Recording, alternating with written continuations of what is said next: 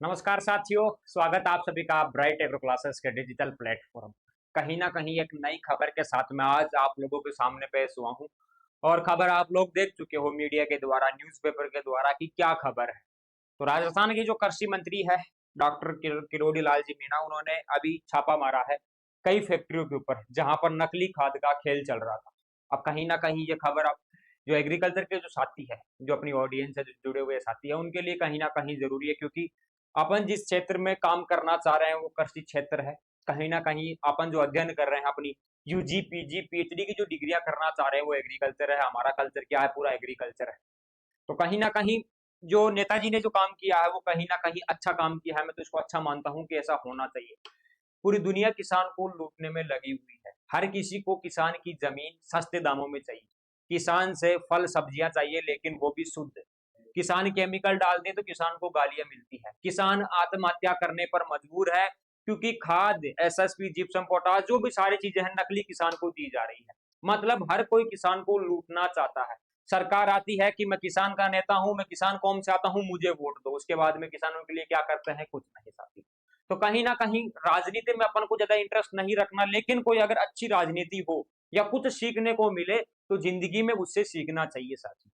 कहीं ना कहीं जो राजस्थान के जो कृषि मंत्री है, इनका इतिहास रहा, इतिहास ये रहा है कि सबसे ज्यादा धरने इन्होंने दिए हैं। कहीं ना कहीं अगर किसी को अत्याचार हो रहा है किसी के साथ में, और किसी को अगर जरूरत है इनकी, तो ये हमेशा रोड पर खड़े रहे। अब बात ये आती है जातिवाद की। जातिगत इनको नाप दिया जाता है, तोल दिया जाता है कि सर आप कैसे कह सकते हो कि जातिगत कैसे हो गया। अब कृषि मंत्री ने यहाँ पर छापे मारे, नकली जो कंपनियां हैं उनको पकड़ा। लाखों करोड़ों का खाद वहां पर पकड़ में आया।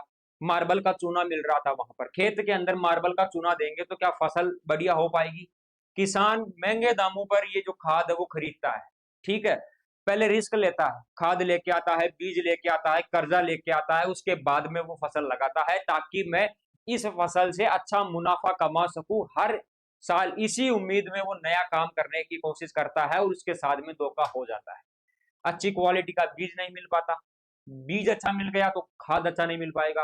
खाद अच्छा मिल गया तो समय पर पानी नहीं मिल पाएगा। पानी मिल गया तो ज्यादा बारिश हो जाएगी, ओलावृष्टि हो जाएगी। मतलब प्रकृति को देखे, पूरी दुनिया को देखे तो किसान की दुश्मन नजर आती है, लेकिन उसके बीज किसान क्या करता है? हार नहीं मानता और लगातार मेहनत करता रहता है, और अपनी फसल पर हमेशा मतलब विश्वास करता है कि जो मैं काम कर रहा हूं वो बढ़िया कर रहा हूं। एक न्यूज है, उसकी कुछ क्लिप मैं आपको सुनाऊंगा, छोटी सी। एक बार माइक में आप सुनने की कोशिश करना कि यहाँ पर क्या समझना जरूरी है, क्या हुआ है क्या नहीं। समझना एक बार।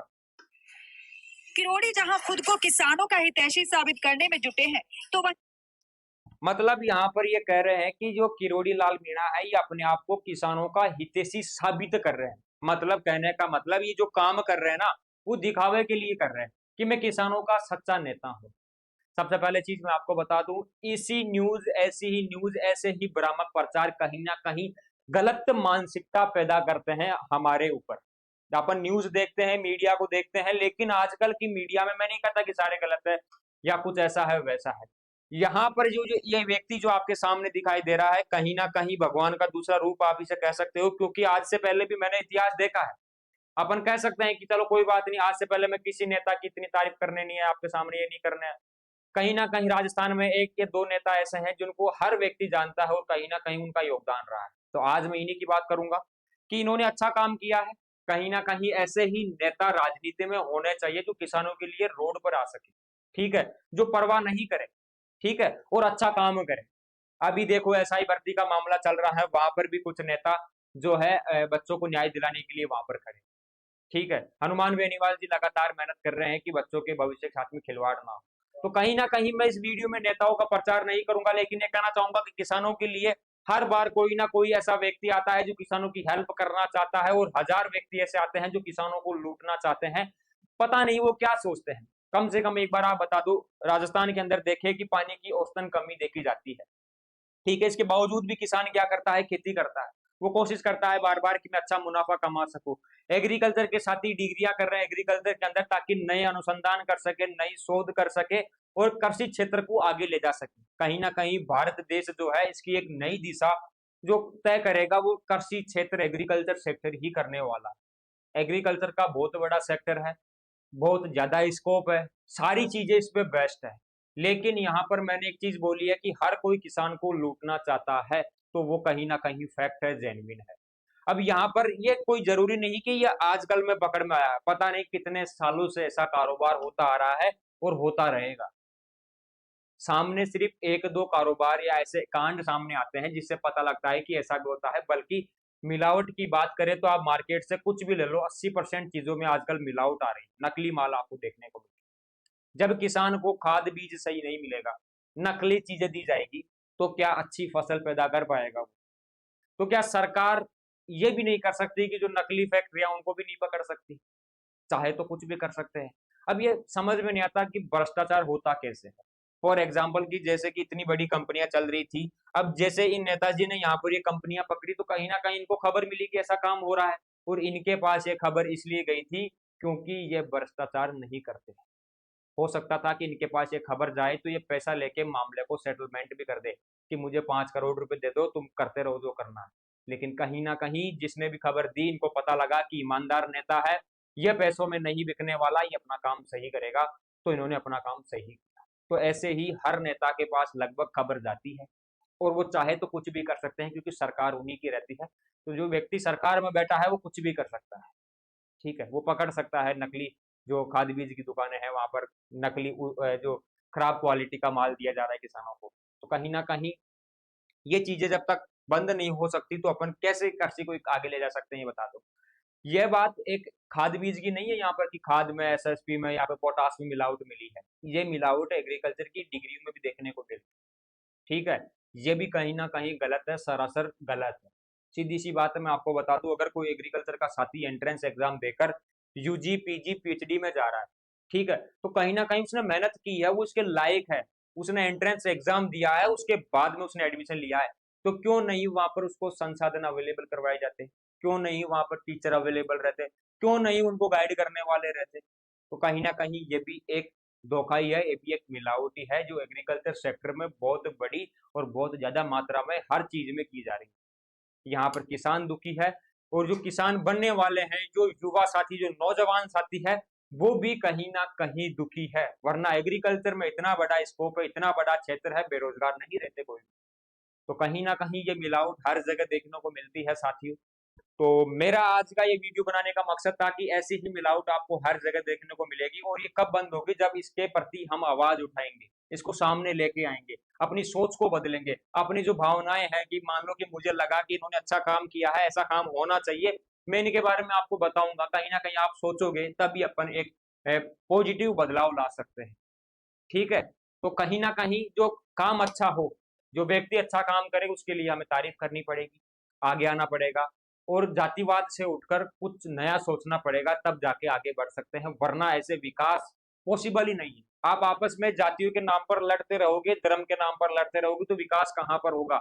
जितने भी देश है जो आज टॉप 1 पर चलते हैं, वो कभी भी जाति को लेकर नहीं लड़ते, तो फिर अपने आसपास में ऐसा माहौल क्यों रहता है? मुझे समझ में नहीं आता, आपकी क्या राय है?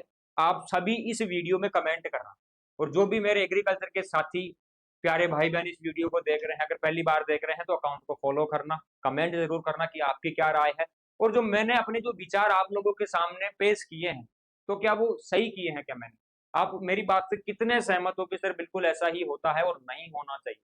ठीक है, तो आप जरूर बताना। और कहीं ना कहीं मंत्री जी ने जो अच्छा काम किया, काबिले तारीफ है, ऐसा काम होता रहना चाहिए, और सख्त कार्रवाई होनी चाहिए।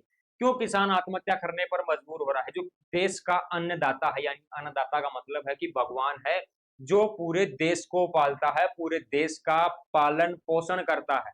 मतलब किसान के बिना जिंदगी में कल्पना कर पाना भी पॉसिबल नहीं है कि अपन जी पाएंगे आगे जाके।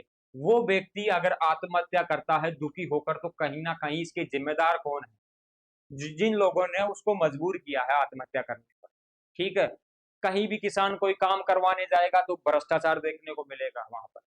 ठीक है, यह चीज आप न्यूज में भी देखते हो, मीडिया में भी देखते हो।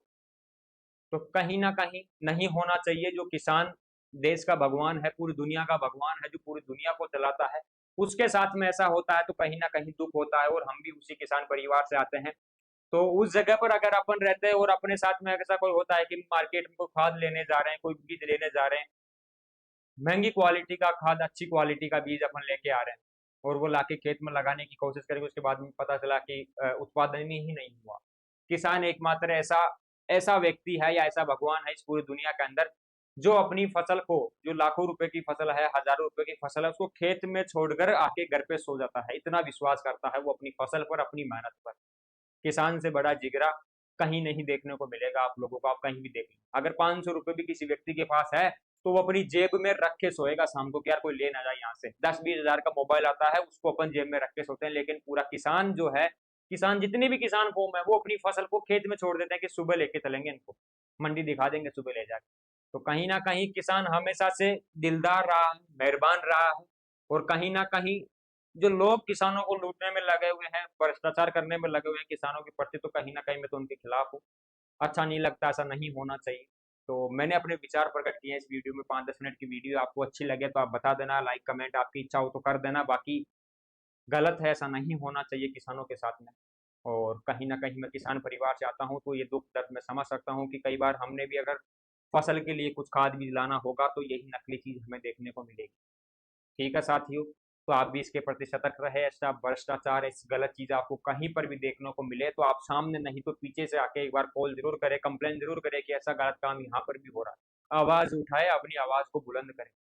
भगत सिंह ने देश को आजाद कराने के लिए फांसी पर लटक चुका था वो व्यक्ति, ठीक है, ताकि देश आजाद हो जाए इनसे। तो कहीं ना कहीं उनका खून हमारे अंदर भी वैसा ही, ठीक है। तो आवाज उठाना पड़ेगा, तभी जाके इनका सॉल्यूशन हो सकता है। ऐसा कोई सॉल्यूशन देखने को नहीं मिलेगा। तो मिलूंगा नेक्स्ट सेशन में। तब तक के लिए धन्यवाद। जय हिंद, जय भारत। बाय बाय साथियों। आप कमेंट जरूर करना इस वीडियो के लिए।